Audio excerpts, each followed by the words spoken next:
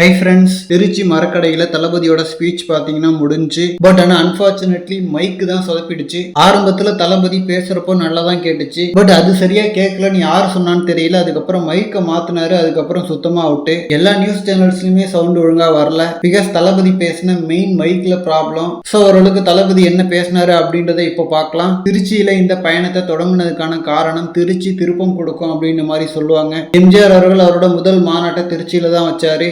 அண்ணா அவர்கள் முதல் எலெக்ஷன்ல திருச்சியில தான் நின்னாரு. சோ திருச்சி மண்ணை தொட்டா ரொம்ப நல்லதுன்னு சொல்லுவாங்க. சோ அதனாலதான் போருக்கு போற மன்னர் மாதிரி 2026 எலெக்ஷனுக்கு முன்னாடி நான் இங்க முதல்ல வந்திருக்கேன். அண்ட் டிவிக்கே ஆட்சிக்கு வரும்போது கல்வி, மின்சாரம், மருத்துவம்னு சொல்லிட்டு அடிப்படை வசதிகளை செய்து கொடுக்கும். அண்ட் பெண்கள் பாதுகாப்பிலும் சட்ட பிரச்சனைகளிலும் நோ காம்ப்ரமைஸ். நடைமுறைக்கு எது சாத்தியமோ அதையே நாங்க சொல்வோம். ஏன்னா திமுக சொன்னதை இது வரைக்கும் எதுவுமே செய்யல. அரசு வேலை வாய்ப்பில் பெண்களுக்கு 40% இடஒதுக்கீடு அப்படின்னு மாதிரி சொன்னாங்க. பட் அந்த வாக்குறுதியை திமுக நிறைவேற்றவில்லை. சோ இந்த மாதிரி கேள்வி கேட்டுக்கிட்டே போலாம். பட் ஆனா திமுகவிடம் இருந்து தான் பதில் வராது. சோ இந்த மாதிரி மொத்தம் 505 தேர்தல் வாக்குறுதிகளை திமுக கொடுத்திருந்துச்சு. பட் அதுல எத்தனை வாக்குறுதிகளை நிறைவேற்றிருக்காங்க. அண்ட் ஒரு பக்கம் குடிநீர் பிரச்சனையை சரி செய்யாம மணல் கொள்ளையில் தான் ஈடுபட்டு இருக்காங்க. தென் திமுகவிற்கு சொந்தமான ஒரு ஹாஸ்பிட்டல்ல கிட்னியும் திருடி இருக்காங்க அப்படின்ற மாதிரி இன்னும் நிறைய முக்கியமான விஷயங்களை பேசியிருக்காரு. பட் பாழா போன மைக் தான் சொதப்பிடுச்சு. அண்ட் நேரலையில தான் இந்த பிரச்சனைனா ஸ்பாட்ல தளபதியை சுத்தி இருந்த நிறைய மக்கள்